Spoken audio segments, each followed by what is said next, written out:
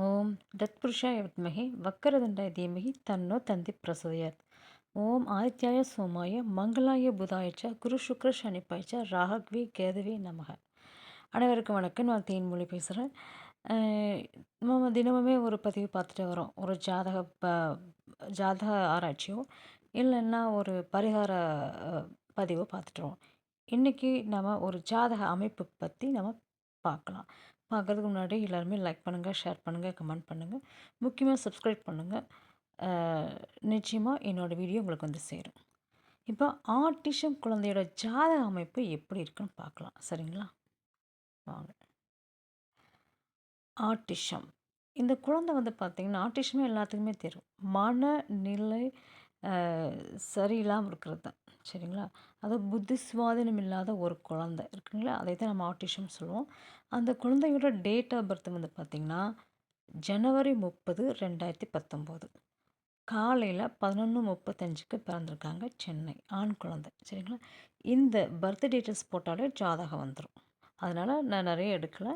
நீங்கள் போட்டு செக் பண்ணிக்கோங்க. போட்டு ஆராய்ச்சி பண்ணிக்கோங்க. லக்ன சார்ட் வந்துச்சு பாருங்கள்.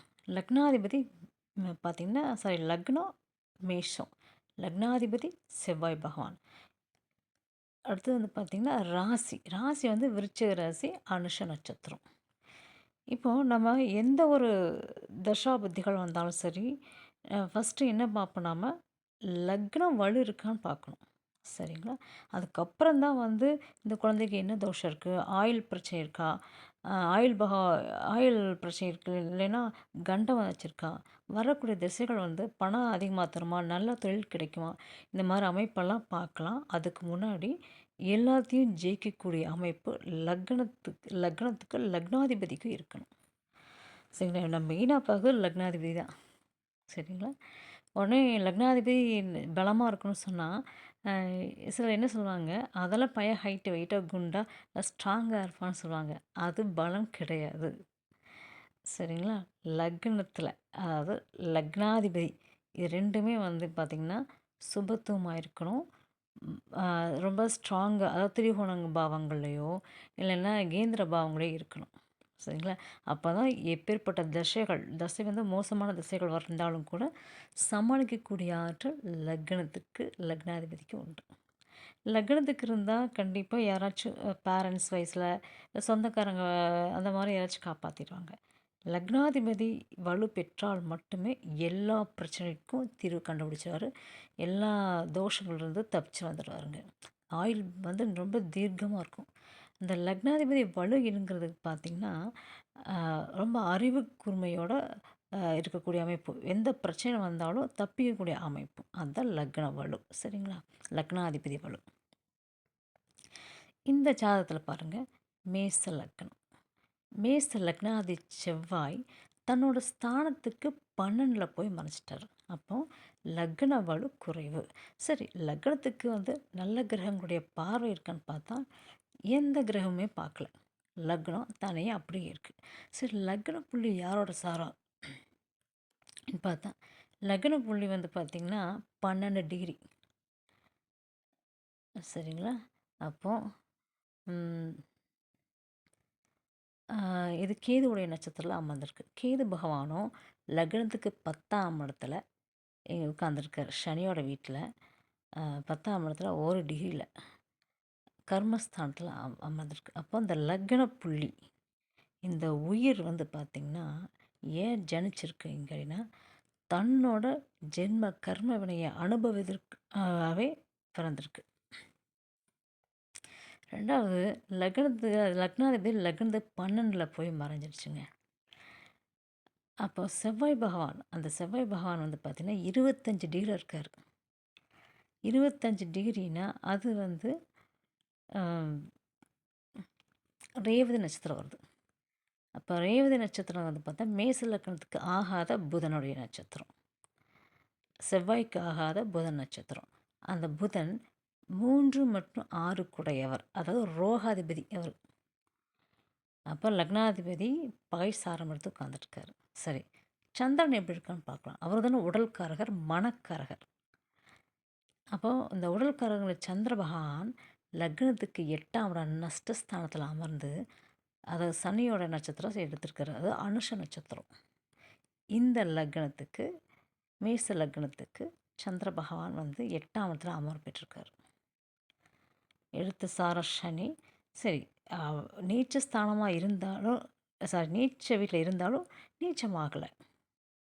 சரி, வீடு கொடுத்தனும் எப்படி இருக்கான்னு பார்த்தா அதே செவ்வாய் பகவான் வந்துட்டார். அதே அவரே 12ல் போய் மறைஞ்சிட்டார். அப்போ லக்னாதிபதியும் அதாவது சந்திராதிபதி ராசியாதிபதியும் ஒருவரே. யார்? செவ்வாய் பகவான். செவ்வாய் பகவான் போய் பகைசார ரேதனஸில் அமர்ந்து உட்காந்துட்டார். உட்காந்துட்டு எங்கே பார்க்குறாரு? 6ஆம் இடத்தையும் பார்க்குறாரு, 7ஆம் இடத்தையும் பார்க்குறாரு. அப்போ இந்த குழந்தைங்க வயிற்றில் ரோகம் வரும் கூட நம்ம எடுத்துக்கலாம். சரி சரி லக்னாதி இந்த இப்போது புதன் தசை போயிட்டுருக்குங்க. குழந்தைக்கு வந்து அனுஷ நட்சத்திரம் 4ஆம் பாதம். பாருங்கள், சந்திர பகவான் வந்து 14 டிகிரி உட்காந்துருக்காரு. அப்போது அந்த புதன் பகவானுடைய தசை இப்போ போயிட்டுருக்கு. சனி தசை முடிஞ்சு புதன் தசை போயிட்டுருக்கு. இப்போ குழந்தைக்கு 5 வருஷம் 11 மாதம், அதாவது 6 வயசு ஆக போகுது.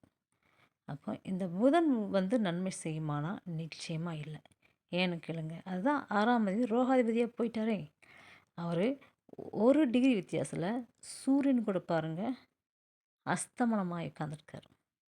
இப்போ சுத்தமாக புத்தி இல்லைங்க. சரிங்களா? 2வது சந்திரக்காரன் மணக்காரரும் வந்து நீச்ச ஸ்தானத்தில் உட்காந்து வீடு கொடுத்தனும் போய் பண்ணலாம் மறைச்சிட்டான். அந்த லக்னத்தில் வந்து லக்ன புள்ளியும் கேது கூட சார், அதுவும் 10ஆம் இடத்துல.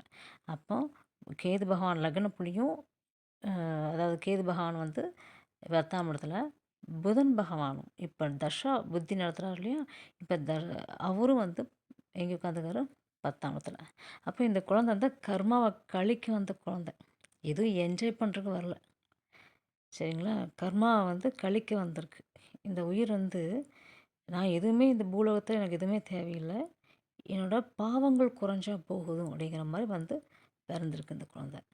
அப்போ சுய நினைவு இல்லாமல், புத்தி சுவாதீனம் இல்லாமல் இந்த குழந்தை இருக்குதுங்க. சரிங்களா? இதுதான், அதாவது சந்திரனும் புத்திக்காரனும் 2மே கெட்டு போனதுனால தான் இந்த ஒரு அமைப்பு வந்திருக்கு. சரிங்களா? அப்போ ஆட்டிஷம். இந்த குழந்தை வந்து மறுபடியும் ட்ரீட்மெண்ட் எடுக்குமா அப்படின்னு பார்த்தா, இப்போ தான் புதன் தசை நடந்துட்டுருக்கனால ட்ரீட்மெண்ட் எடுக்கலாம். 6ஆம் இடம்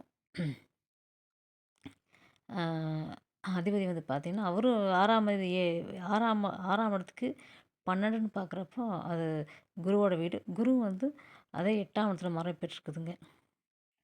அப்போ ட்ரீட்மெண்ட் எடுக்கலாம், ஆனால் லேட்டாக தான் க்யூர் ஆகும் அப்படிங்கிற மாதிரி அமைப்பு இருக்குதுங்க. ஜாதகம் கொஞ்சம் பிரச்சனையாக தான் இருக்குது. குலதெய்வத்தை வழிபாடு பண்ணணும். ஏன்னா 5ஆம் அதிபதி தான் சூரிய பகவான். அது 10ஆம் இடத்த கர்மஸ்தானத்தில் போய் அமர்ந்து புத்திக்காரனை போய் அஸ்தமனம் பண்ணியிருக்கு. இப்போ குலதெய்வ வழிபாடு இல்லைன்னு காமிக்குது. கர்மாவை கழிக்க வந்திருக்கு இந்த குழந்தை. நன்றி, வாழ்த்துக்கள், வாழ்க வளமுடன். கண்டிப்பாக சப்ஸ்கிரைப் பண்ணுங்கள். நான் போடுற அடுத்தடுத்த வீடியோ உங்களை வந்து சேரும். நன்றி, வாழ்த்துக்கள், வாழ்க வளமுடன்.